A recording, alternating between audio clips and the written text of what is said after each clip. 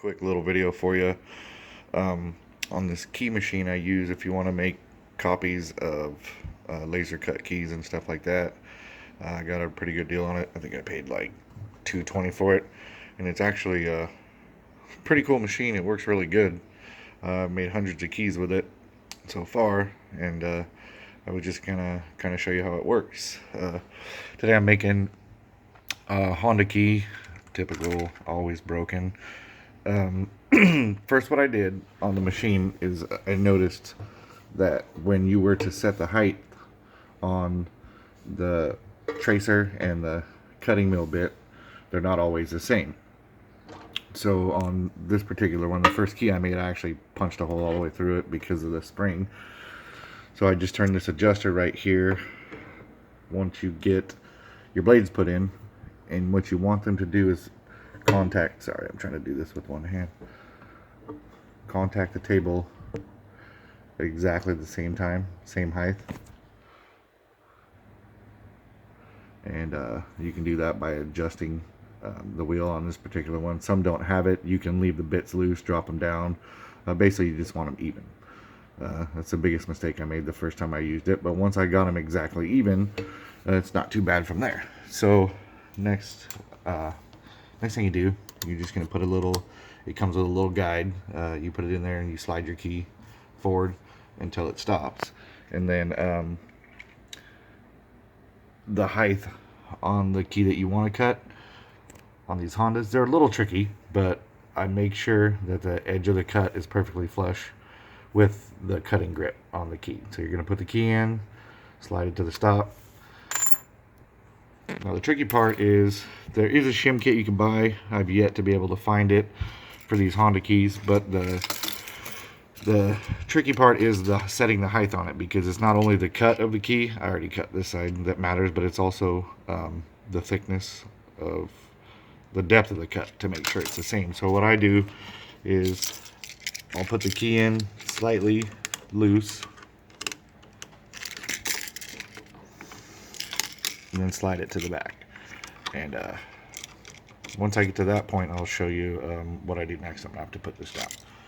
So I got the key in here loose.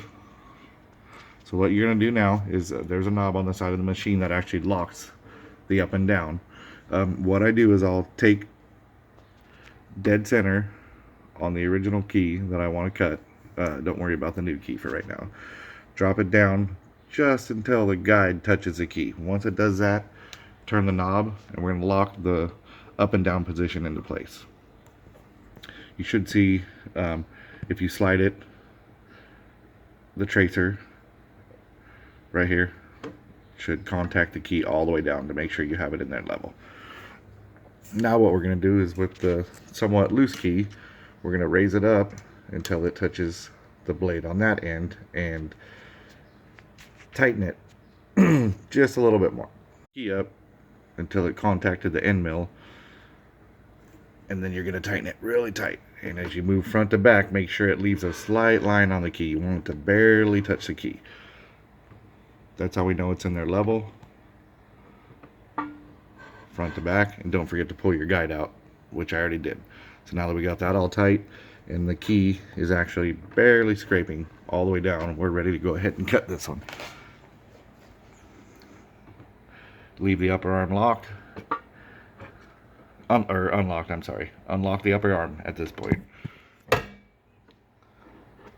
So we have both keys mounted, they're both flush on the end, and they're both exactly level, and we know that because the bit is rubbing on the key all the way down. Then you're going to go ahead and turn it on.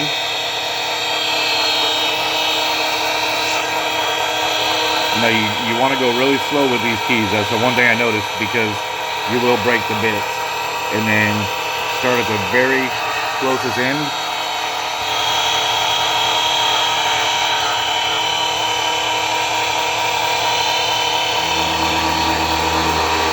Now once you initially make the cut, then you get a little bit of distance into it. Lock the arm into place so your pressure is at the bottom.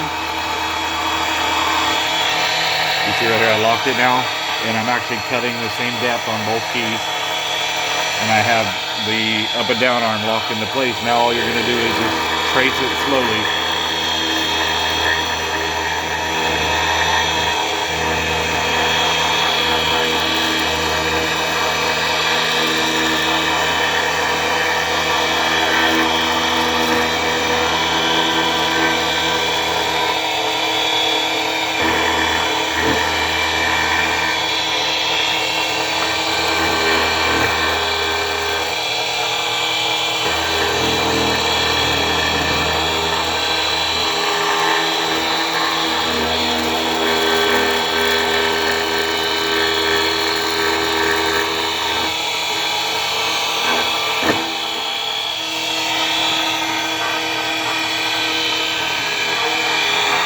Yeah, usually once I get it cut, I'll go all the way back to the beginning and go over it again just to make sure.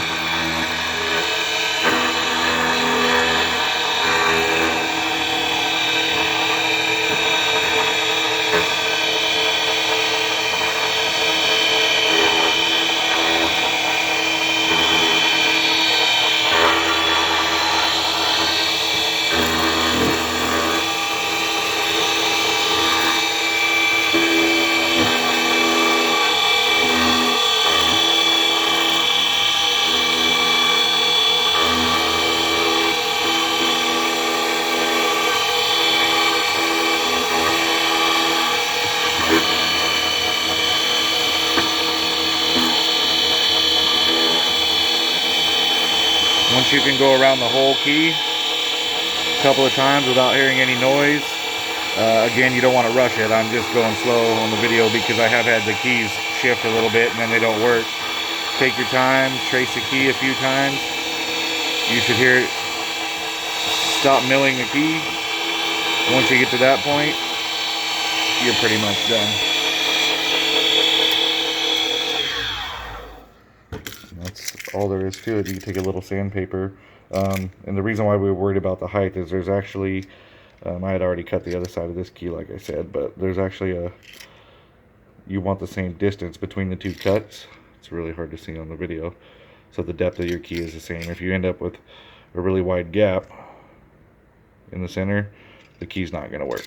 So just make sure that you level out the bits and then level up the keys. You do want to see, you can see on this one where that bit scraped, and I can see it was touching from end to end.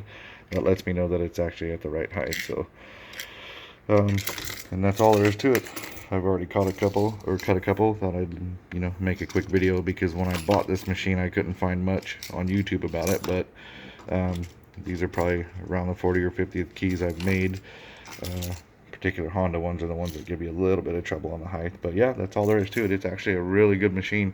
Could save you some money. I think I paid, like I said, $229 shipped. It comes with all kinds of extra bits and everything else, but I've almost made 10 times that already, just cutting keys.